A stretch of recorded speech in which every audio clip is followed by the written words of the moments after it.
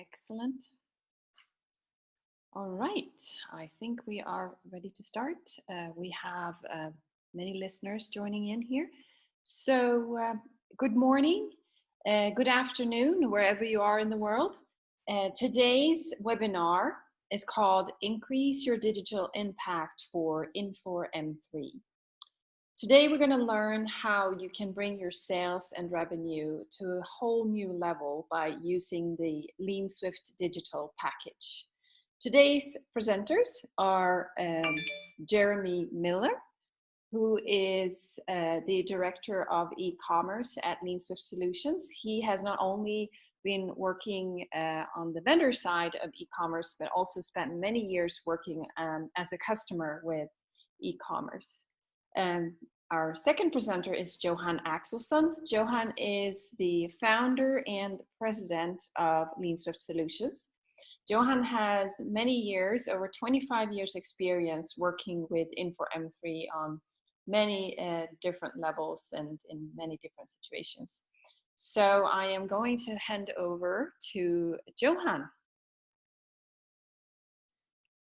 Thank you, Caroline. And we only have 30 minutes. So as Caroline mentioned, there's going to be two of us here. And we're going to talk about two things. What can we do to increase our digital impact? And then how do we do this? So in the beginning now, looking at what we can do. And one of our missions, one of the things that we're working with all our customers today is to really help drive revenue. We want to drive revenue, we want to drive sales. And while doing this, we want to do this with a very minimum overhead. So for some of our customers that look at this and say, is it really doable? Could you really, if you look at where you guys are at today, could you increase your revenue 50% with hardly taking on any admin overhead? Well, to do that, that means we need to work somewhat differently than we do today. We need to change the way we do business. We need to be more efficient. And our experience is absolutely, this is most definitely something that is doable. And it has been done in the past in other industries, and our industry is no different. So what we're looking at is a couple of things. Well, we need to have better tools, and we need to do our business in slightly different ways to gain these efficiencies. And when doing this, there's a couple of strong leaders that we can learn from, that we can piggyback from. And they have approached these when it comes to Amazon as a digital evolution. And then we have other industries where technology really has caused a complete disruption, with a complete digital revolution. And we're not asking you guys now to create a revolution, but anything that Amazon has done when it comes to making it easier for their customers to do business with them, which is you guys and us, we have a lot of things that we can learn from. And these are strategies and technologies that we are deploying now for Infor M3 customers worldwide. So looking at Amazon today, these numbers are actually a bit dated. So if you look at the middle here, it says Amazon still reigns supreme. 44% of US consumers begin their online shopping and searching process on Amazon. So what can we learn from this? What are our customers learning from this? Well, if you're not selling on Amazon, you should still have your products on Amazon because that's where people go to find products. So that's about building brands, getting your brand well known. You cannot do this just with your website. We need to be on multiple channels for marketing purposes, for product branding purposes. And Amazon then also gives us great opportunities to leverage some of their tools, some of their capabilities that they are using for us to deliver our products and services. So why are they so successful? What did Amazon do to get there? Well, one key thing that was key for them, that's key for you guys, is we cannot just pigeonhole a solution. We need to include the entire supply chain in our solution. So with Amazon, when they built their own data centers, we don't need to do that. We can leverage AWS now for the data center purposes. They did not only build a website, they do have the shopping experience, of course, but they also include the fulfillment centers. And keeping the entire supply chain now intact and being part of the solution is key when it comes to making it easy for the customers to do business with you. So the one-click checkout that they deployed, that was a main driver for all of you out there who do buy from Amazon in the US. I know this is maybe not as common in Europe yet as it is in the US. But making it easy for the customer to do business with it means that we're not just going to compare prices. It's simplicity is the key thing. So if you look at your customers, the products that you're selling, how many clicks do your customers have to do to place an order? Do they do more than one click? Can they place an order on their own to begin with at all? And if they can, well, how do we streamline this process? So with Amazon's number 2 was building loyalty. Number 1, make it easy. Number 2, build loyalty. And if you see the impact of building loyalty, so Amazon actually launched their Amazon Prime loyalty program. We actually have to pay to be part of the loyalty program. And in return, we get free shipping. Once we get the free shipping, we want to buy more to leverage since we already paid, right? So for the partnership, for the membership. So Amazon, in typical Amazon customer, on an average spend $544 per year. And average Amazon Prime members spends $2,500. So what does your loyalty program look like? Do you have a loyalty program? Can you get your customers to be more loyal and 5-double your revenue from those loyal customers?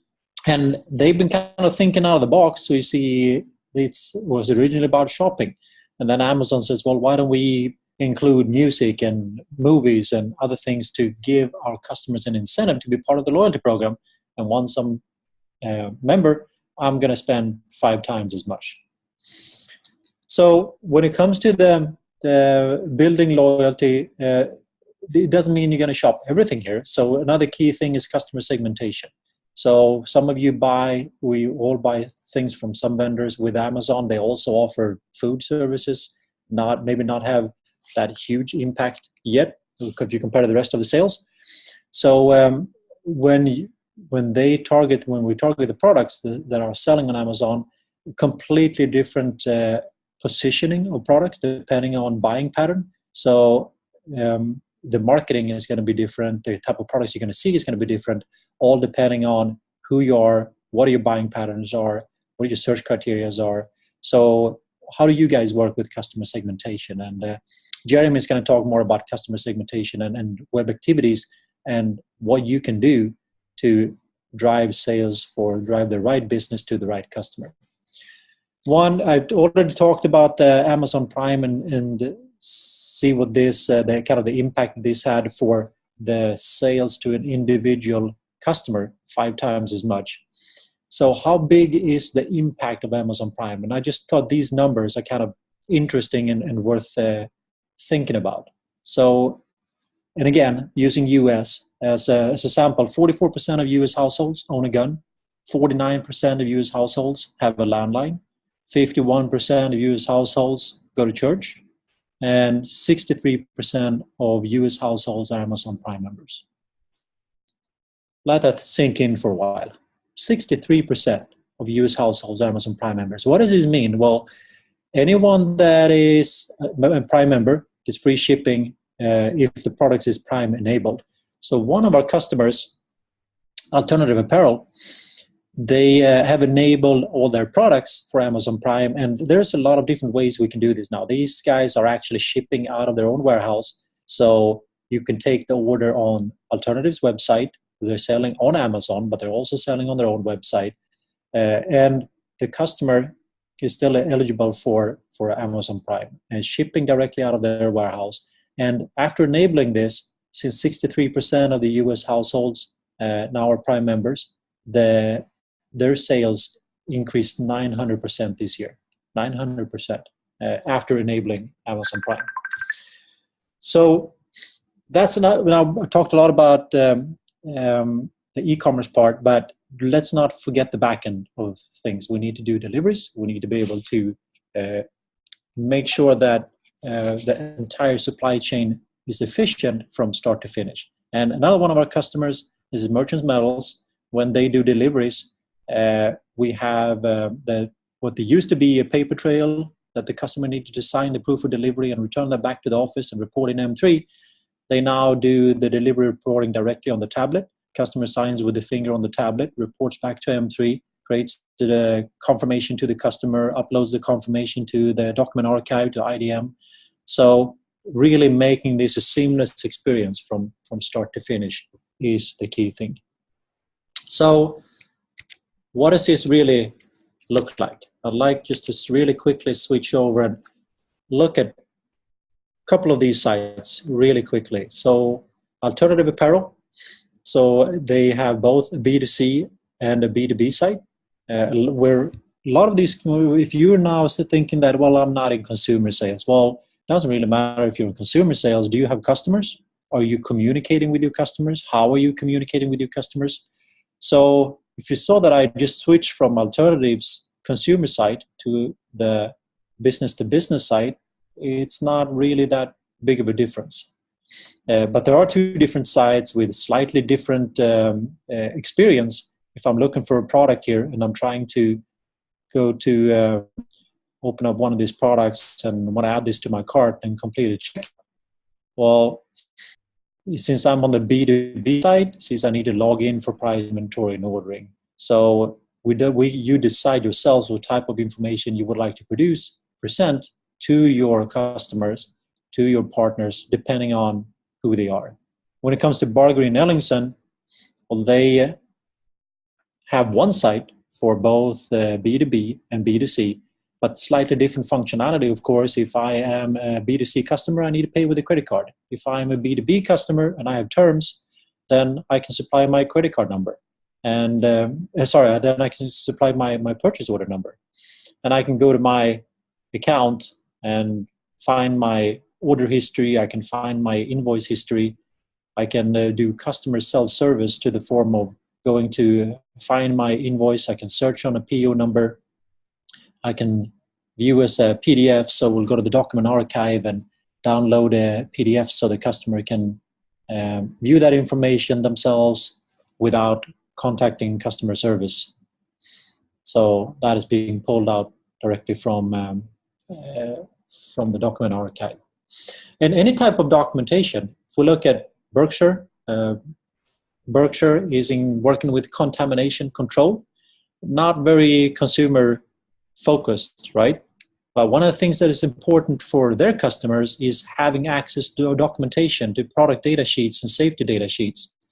So one of the things that the customer self-service provides is a live chat, of course. We want to help the customer to make it easy to do business with us, but also saying if I purchase something that I know had a lot number, 17235 was my lot number, then I can go directly and pull down my certificate of sterility. So customer communication, think about how do we make it easier for your customers to do business with you, to find the documentation they need, to find the transactions that they need, and finding products, of course. Here's just another sample to show you that it's also doesn't really matter if which language.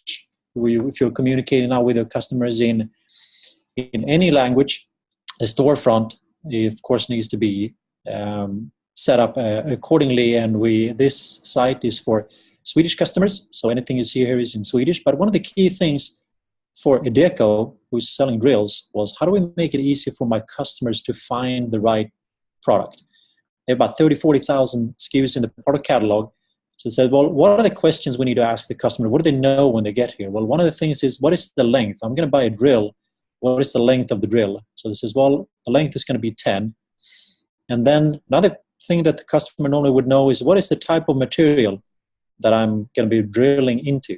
So UTN is cast iron. So if I select, I'm going to want to drill in cast iron with this particular length, 2 clicks, and I've found the drill that will get the job done instead of searching through a product catalog of 40,000 SKUs. Picking up the available inventory from M3 in real time, picking up the pricing. And one key driver for this customer as well was realize if I don't have this in stock, well, we don't have to tell the customers that we don't have it in stock, but we need to look at M3 and see what is the lead time? What is my capability to promise? And says, well, 1 to 2 weeks, I can have this drill delivered. So making it easy for your customers to do business with you. So if finally try to wrap this up, or what we try to accomplish, before letting Jeremy talk a little bit about how we package this and how we do this. So I'd like to summarize this, and we need to make it easier for your customers to do business with you. We're working to build loyalty.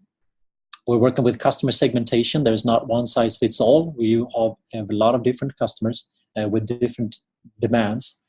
And we need to build efficiency all the way through the supply chain, pick, pack, and ship, and the deliveries, and communicate that to our customers as well. So the digital transformation is not just the shopping part of this, it's entire supply chain behind the scenes as well.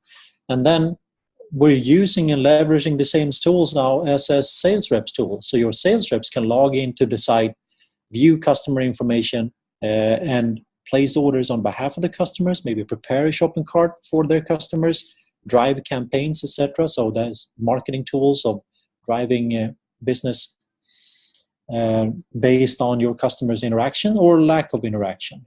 So while Infor is focusing all of the backend in the Infor strategy, LeanSwift now we're applying a customer-facing efficiency to these layers. And Jeremy is going to talk a little bit more about how we do that. So without further ado, if I stop sharing, Jeremy.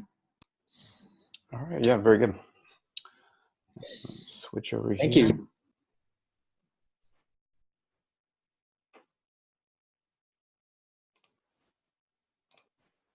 All right, go into presentation mode. There we go. And thank you, Johan. That was actually a perfect introduction to what I'm going to be talking about. And yeah, I mean, there's so many really great things that a lot of people are doing out there today. You know, including Amazon, obviously, they are dominating the market, but also a lot of other people, including our own customers, are doing a lot of really great things with their e-commerce sites and the way that they're integrating with their customers. I just wanted to highlight, there's many ways to expand your digital reach, you know, e-commerce, EDI, you know, Amazon, selling through Amazon, and then also the mobile part of the business. And the part that I'm going to be talking about is the e-commerce part today.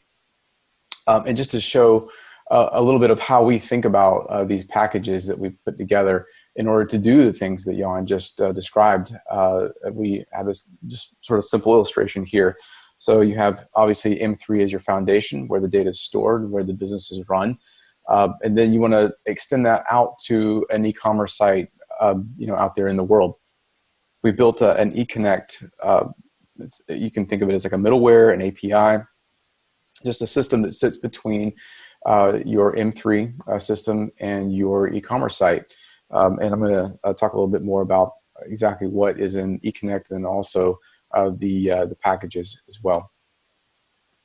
In terms of eConnect, it's very, very easy to implement and to install. There's really a very quick installation package that we need to run. eConnect is actually an extension of Magento that we've custom developed, and then communicates over to the M3 side. You don't need any other third-party products, you know, along with eConnect to make it run. And it really does help just extend all kinds of data that sits within M3 that is otherwise inaccessible, and now it's fully accessible and can be pulled into an e-commerce system, and specifically in our situation, it's going to be Magento. Also helps, and it's fully synchronized in terms of going back and forth between both systems. You know, if you have inventory updates, if you have customer updates, order statuses, all those sorts of things are all baked into this API. In terms of the e-commerce package, again, we are building on top of Magento, and this particular package is that I'm showing here now is the Community Edition. There's also the Enterprise Editions as well, just depending on what kind of level you're looking to implement. But this particular business package, this is where we start. It, you know, again, is the Community Edition. It has a base theme that comes with it. There's actually many themes to pick from, so there's you know, a lot of different looks to start from. Also, we have you know, sort of the usual things, right? We have simple design implementation, logos on emails, all the normal branding kind of ideas that you would expect to happen. And then we kind of get into the meat of it with product and category setup and configuration. And then all of the different elements that are within M3 can be replicated over to the Magento side. Or you can, say if you're not happy with how things are set up in M3 in terms of how you want to display it to your customers, but you can customize that as well. It's all very flexible in terms of the way that it is set up. We also offer testing, basic shipping and tax configuration setup. We've got noted here that it's cross-browser compatible, but it is also responsive. So all of the themes that we use are also mobile friendly, tablet friendly. So no matter what kind of device you're on, it will look exactly the way you want it to look. There's also some CMS options as well, in case you have a lot of content that you would like to load. It says up to 10 pages, but obviously with Magento, you can add as many as you want. I've had customers have hundreds of content managed pages. So it just all depends on really what kinds of needs that you have. A little bit more about eConnect, out-of-the-box features. You're probably wondering, well, what exactly is synchronized in terms of data? And just out of the box, just at a high level, price, inventory, customer registration, customer address sync, order creation, order information sync, shipment sync, invoice, order history, and invoice history. So those are not necessarily easily accessed bits of information unless you have some way to access that information. And we have already pre-built a system that works beautifully with M3 and getting that data over to Magento. Here's a little bit more just of a different look in terms of what I just showed you, a little bit more detail here. Some other pieces that I didn't mention on the previous screen, things like RMA processing down at the bottom there in the middle, and then also the sales reps view so that they can actually manage and place orders as the customer. We have many customers using that as well. And then we have gift cards and also material plan. But this isn't an exhaustive list of everything that it can do. This obviously the API sits between M3 and Magento and can communicate any kind of data that's over in M3. So these are just all the out of the box pieces. But if you have a particular piece of information that's custom to you, or you had to change M3 to accommodate, we can access that data as well. So just real quick, what's in Magento, what's in the box anyway? So there's marketing, promotion, conversion tools. This is a very robust part of Magento. They definitely are helping you sell the product. And a lot of those features that Johan just shared are all baked into what's just out of the box. It's not an upsell. There's not something else you have to buy or an extension or third party, anything.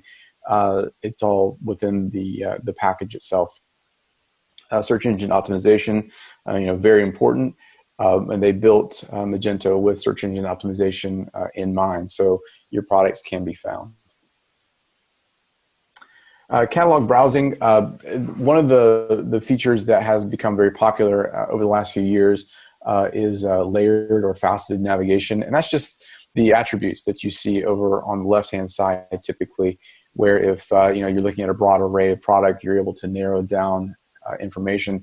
Magento actually, just out of the box, does a fantastic job of allowing customers to do that. And there's all kinds of different ways that you can present that in terms of what the user sees on the screen. But the ability to narrow down choices and find what they're looking for is very important and is perfected here with Magento. And then also the checkout, payment, and shipping, one-page checkout, simple checkout, one-click checkout. Those are all options within the Magento platform. Whatever would fit your business and what you're looking to do in terms of your checkout flow can absolutely be done here. And just for purposes of time, I know we're getting short. Just hit a few of the big ones here. Obviously, SSL security, incredibly important. Magento and the Magento technology team has spent a great deal of time ensuring that the system is highly secure. and been very, very pleased with all the changes that they made in the latest 2.2 release as well. Just really quickly, we do have a UX focus in terms of 3 sections: marketing, sales, and customer satisfaction. And as we go through our process, we always ensure that all of those areas are addressed in terms of your customer's overall user experience. And just real briefly, web activities. So, once you have your website built, we're not going to leave you high and dry. There are other things to focus on once the orders start flowing in. And one of the things is like customers, when they come in and they build a cart, but then they don't check out. It's called an abandoned cart.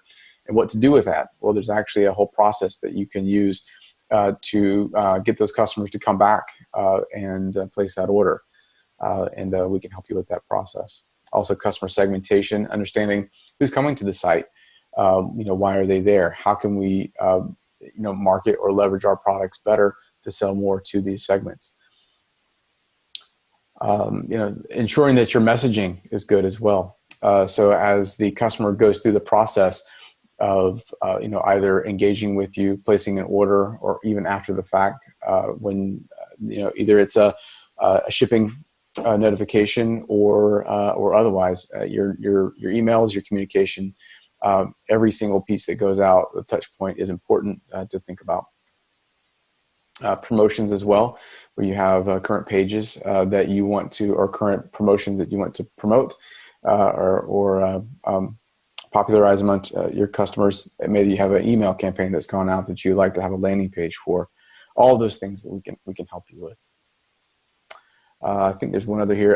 Impacting browser behavior, just ensuring that as customers, and even as an example, if customers wear views the workwear, clearance, footwear, or outerwear specials, show a link to the corresponding guide. So you can actually interrelate all the information on your site together to actually impact that browsing behavior and make the overall user experience better.